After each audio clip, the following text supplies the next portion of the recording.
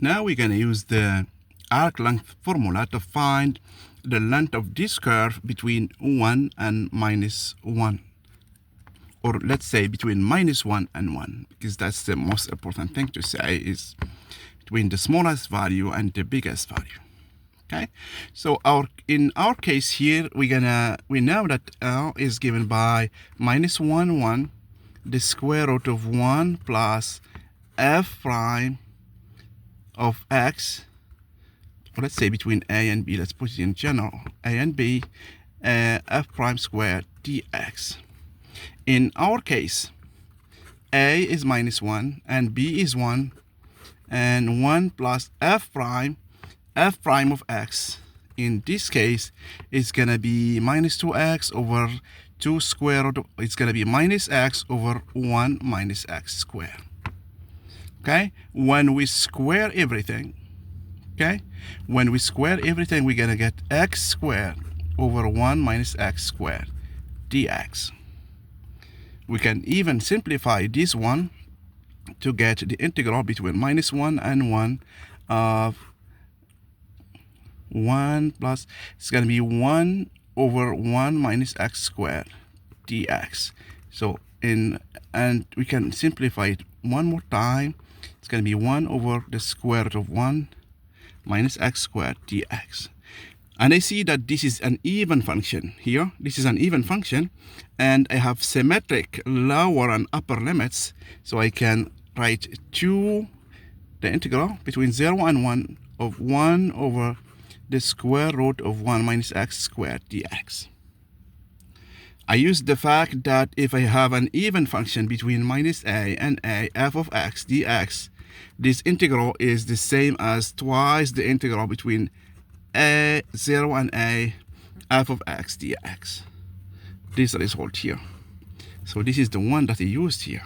Now I can see that I know this primitive here. This is just the derivative of the arc sine, and therefore I have twice the arc sine of x between 0 and 1. I know the arc sine of 1 is pi over 2, and the arc sine of 0 is 0. Therefore, I have 2 times pi over 2, which is pi. Therefore, this tells me that the length in this case is pi. Okay?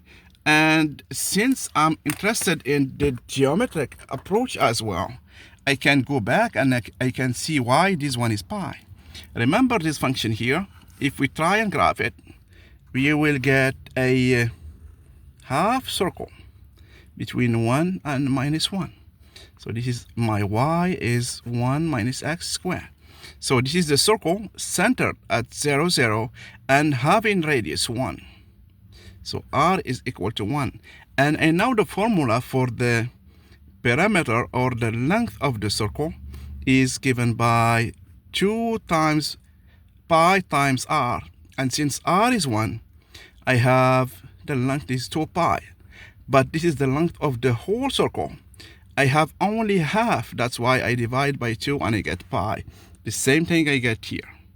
So one more time, the result here agrees with our computation in the calculus, agrees with what we know from 3000 or from the Babylonian or the Greeks.